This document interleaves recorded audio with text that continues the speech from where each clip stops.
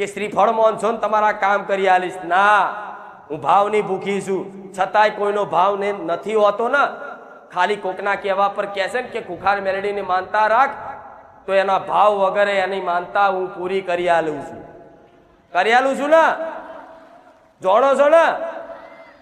તો વિચારો, એનો કોઈ જ ભાવ નથી હોતો, ખાલી એક પ્રાર્થના કરવાથી, કોકના કહેવાથી પ્રાર્થના કરી હોય, છતાં એનું કામ કરીને મારે શું સાબિત કરવું, મારે શું લઈ લેવાનું હોય?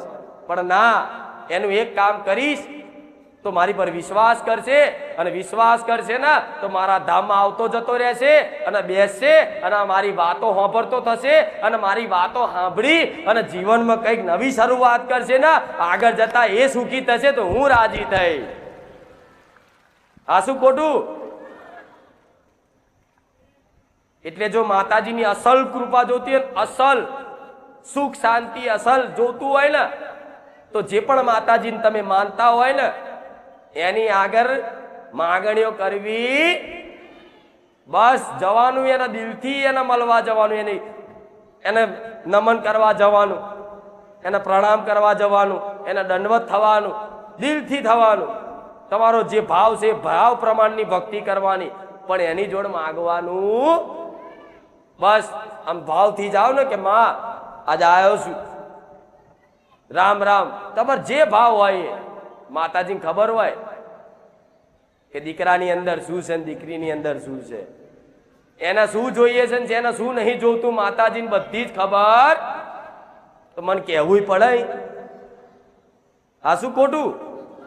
અને આજના માણસો તો એવા છે ને કે ના ના, માતાજીને તો કહેવું જ પડે, એટલે તો કંઈક કહેવા નહીં આવતા. માતાજી આ મારું કામ કરી આલજો, એટલે અહીં કહેવાની જરૂર નહીં, અહીં ફોટે બોલસ ને, અહીં વિચાર જ નહીં, એ મન મેલડી ખબર છે.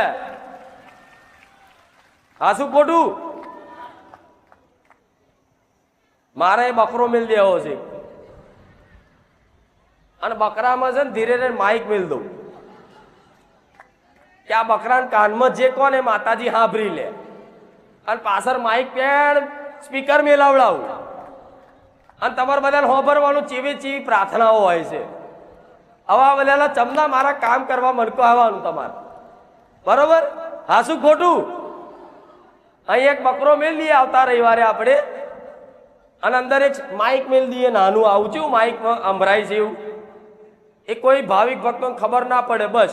અને એનું બધું રેકોર્ડિંગ કરી લઉં, અને એક વખત મૂકું કે જો ચેવી ચેવી પ્રાર્થના, હવે મારે આવી પ્રાર્થના ચમની પૂરી કરવી, કો મને હેડો.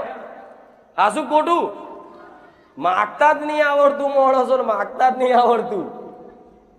શું કહું કહો, ચમનું મારે પૂરું કરવું બધાનું, છતાંય તે હું નિરાશ નહીં કરતી.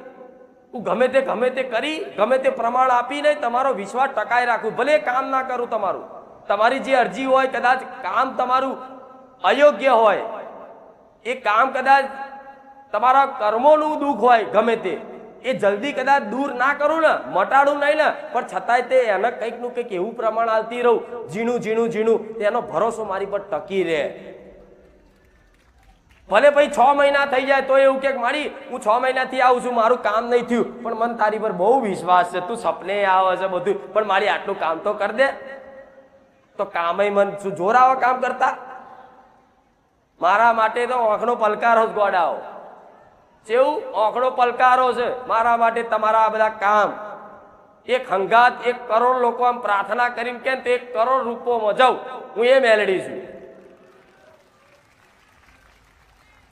હું મેલડી અનંત છું, મારી મહિમા અનંત છે, સમજ્યા? પણ માગવું છું એ શીખવાડું છું. અહીં આવો છો તો માગતા શીખવાડું છું.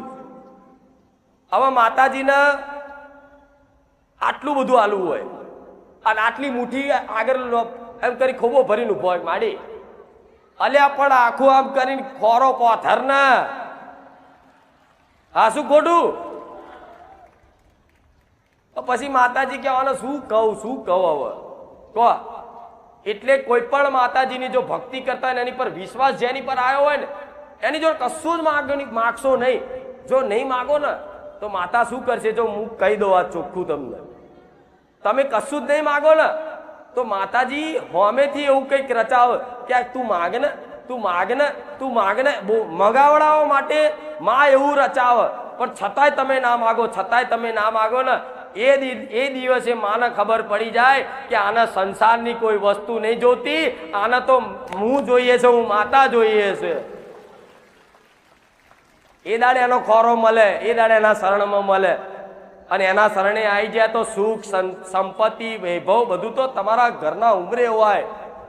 આ શું ખોટું?